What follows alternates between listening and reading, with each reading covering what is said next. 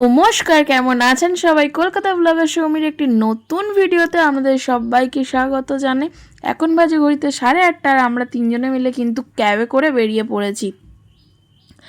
কোথায় যাচ্ছি না যাচ্ছি পুরোটাই জানতে হলে কিন্তু ভিডিওটা পুরোটা দেখতে হবে।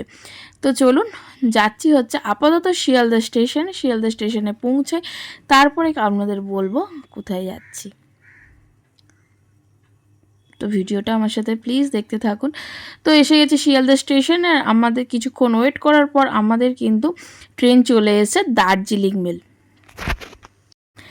তো স্টেশনে ট্রেন চলে এসছে আর এখন লাগেজগুলো নিয়ে উঠেও পড়লাম আর সব ঠিকঠাক করে রেখে দিলাম, দিয়ে এখন বসে পড়েছি নিজেদের সিটটাও কিন্তু খুব সুন্দর পেয়েছি, সাইডে ওপর নিচ দুটোই আমাদের, কোনো অসুবিধা নেই।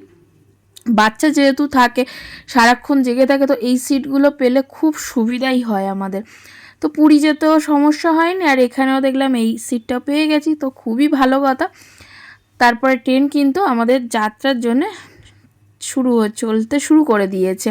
তো আমার মেয়ে এদিকে দেখছে যে বাইরেটা কি হচ্ছে, ট্রেনটা এগোচ্ছে কিভাবে, কোথায় যাচ্ছে আমরা। ও কিন্তু বিশাল এক্সাইটেড, যেরকম আমি এক্সাইটেড ছিলাম। বহু বছর বাদে আমরা কিন্তু ঘুরতে যাচ্ছি পাহাড়ে। আমার কাছে বহু বছর বাদে, আমার হাজব্যান্ডের কাছেও বহু বছর বাদে। আমি লাস্ট গিয়েছিলাম সিমলা, তারপরে আর যাওয়া হয়নি। মেয়ে যখন ছোট ছিল ওকে নিয়ে গেছিলাম পুরীতে। এটা আমার মেয়ে সেকেন্ড টাইম ট্রেন জার্নি। তো তিনজনের মতো প্রচুর পরিমাণে আনন্দ ছিল। আর আমি একটা কথা বলি, আমার কিন্তু খুব একটু ভয়ও লাগছিল। মাঝখানে যা ট্রেন অ্যাক্সিডেন্টের কথা শুনছিলাম, তো আমার তো খুবই ভয় লাগছিল, কিন্তু ঠাকুর রাধে রাধে বলে তো আমরা বেরিয়েই পড়েছি। কোনো অসুবিধা নেই, রাধা যেখানে সাথে আছে আর কি দরকার। তো চলুন, ট্রেনটা কিন্তু স্টেশন ছাড়তে শুরু করে দিয়েছে, আমাদের যাত্রাপথের দিকে এগিয়ে চলেছে।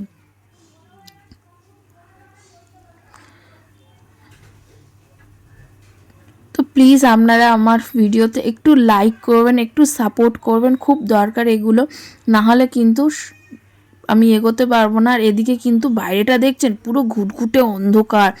তো আমি তো সারা রাত ধরে জেগেছিলাম, আর সারা রাত ধরে জেগেছিলাম যেহেতু ভোরবেলাটাও আমার দেখতে পেয়েছিলাম। আমি পুরী যাওয়ার সময়ও কিন্তু আমি ঘুমাতে পারিনি, আর এখানেও ঘুমাতে পারিনি। আমার না একটু ভয় লাগে যে আমার মেয়ে ঘুমাচ্ছে, ট্রেন থেকে সিট থেকে পড়ে যাবে না তো, বা হচ্ছে কেউ ওকে কিডন্যাপ করে নেবে না তো। আমার মাথায় তো এগুলো ঘুরতেই থাকে সারাক্ষণ ধরে। মেয়েকে যখন নিয়ে আমি কোথাও যাই খুব সেভ রাখি মেয়েকে, সারাক্ষণ ধরে জেগে থাকি, আমার চোখে ঘুমও আসে না একটুও। এগুলো কিন্তু আমার সাথে আগে হতো না, মেয়ে হওয়ার পরে এখন হয়, কারণ আমি ওকে চোখের আড়াল করতে পারি না বাইরে নিয়ে গেলে। তো যাই হোক, তো সকাল হয়ে গেছে আর এদিকে নিয়ে বাইরেটা কিন্তু আস্তে আস্তে সূর্যের আলো ফুটতে শুরু করে দিয়েছে। এই দৃশ্যগুলো তো সচরাচর দেখা সম্ভব না, যেহেতু আমরা থাকি কলকাতা শহরে, আর সকালবেলা একদমই ওটা হয় না, একদম ভোরবেলা। তো সেই কারণে আমার মেয়েও কিন্তু এদিকে উঠে পড়েছে।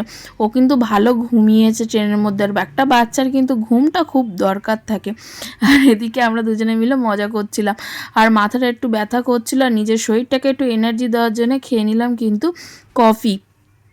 চা পাইনি, আর ব্ল্যাক কফি দিচ্ছিল না, ওই জন্য একটু দুধ দিয়েই কফি খেয়ে নিলাম, কি করব, চা পাই তাই ভালো।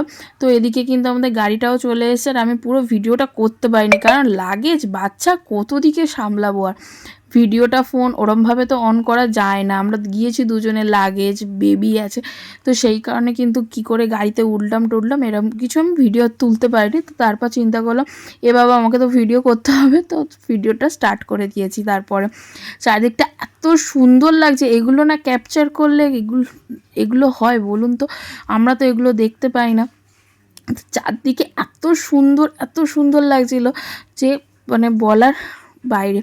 চারদিকে শুধু জঙ্গল, আর আমরা মাঝখান দিয়ে চলেছি, এত সুন্দর। ফোনেতেই দেখেছি, আর এটা কিন্তু আমার ফার্স্ট টাইম দার্জিলিংয়ে আসা, আমি এর আগে কোনো দিন আসিনি। আহা কি শান্তি, চারিদিকে কত সুন্দর পাখির আওয়াজ, চারিদিকে সবুজে সবুজ, দেখে তো মনটা ভরেই গেল। আর কলকাতা শহর হলো কি, চারদিকে ফ্ল্যাটে ফ্ল্যাট, তো ওই রকম দৃশ্য দেখতে গেলে কিন্তু চলে আসতে হবে দার্জিলিং, গ্যাংটক। চারিদিকে কিন্তু জঙ্গলে জঙ্গল, গাছপালা ভর্তি, আর মাঝখান থেকে রাস্তা, গাড়ি ঘোড়া কোলাহল থেকে দূরে যেতে গেলে তো এরকম জায়গাটাই খুব দরকার আমাদের মাঝে মাঝে, মনটাকে ফ্রেশ করার জন্য, মনটাকে ভালো করার জন্য। একটা শান্তিপূর্ণ জায়গা। আর আমার কিন্তু পাহাড় প্রচুর পরিমাণে ভালো লাগে, মানে আমার পাহাড় ভালো লাগে, আমার সমুদ্র একদম অপছন্দের জায়গা। সমুদ্রে তো প্রাকৃতিক পরিবেশ থাকে না, আর পাহাড়ে এলে তো প্রাকৃতিক পরিবেশ থাকে। তো যাই হোক, খিদে পেয়েছিল খুব জোরে, তাই ড্রাইভারকে বলা হলো যে একটা রেস্টুরেন্টে দাঁড়াতে, আমরা ব্রেকফাস্ট করব। তো তাই জন্যে একটা রেস্টুরেন্টে দাঁড়িয়েছিল, খেয়েছিলাম আলুর পরোটা, পনির পরোটা, আর মেয়েকেও খাইয়ে নিয়েছিলাম কিন্তু। তারপরে কিন্তু খাওয়া দাওয়ার পরে আমাদের গাড়ি ছেড়ে দিল। তারপরে আস্তে আস্তে যত যাচ্ছি দেখছি চারিদিকে শুধু সবুজে সবুজ পাহাড় আর ঝর্ণা, আর এদিকে নদী বইছে। মনটা যে কী ভালো লাগছিল। এখন আমি বসেছি এডিট করতে, কিন্তু মনে হচ্ছে যেন আমি আবার চলে যাই ওখানে। ভিডিওটা কিন্তু অনেকটা লং হয়ে যাবে বলে আমি একটু শর্টের ওপরেই রাখছি। নেক্সট পার্ট আসছে অবশ্যই, সেগুলো দেখতে একদম ভুলবেন না। আর চ্যানেলটাকে প্লিজ সাবস্ক্রাইব করবেন, লাইক করবেন, শেয়ার করবেন, কমেন্ট করবেন। আর আমি কিন্তু সবার কমেন্টে রিপ্লাই দিই। আর এদিকে আমি কিন্তু বানরও দেখতে পেয়েছিলাম, অনেক কটা বসেছিল, কি সুন্দর দেখুন। তো আপনারা যদি ভাবছেন কোথায় যাবেন, একটুখানি কাছে পিঠেই দার্জিলিং, একটু গিয়ে ঘুরে চলে আসুন, দেখবেন মনটাও ভালো হয়ে যাবে, শরীরটাও ভালো হয়ে যাবে। মন শরীর ভালো থাকলে তো কাজে আর কথাই নেই, একদম জমিয়ে কাজ করতে পারবেন।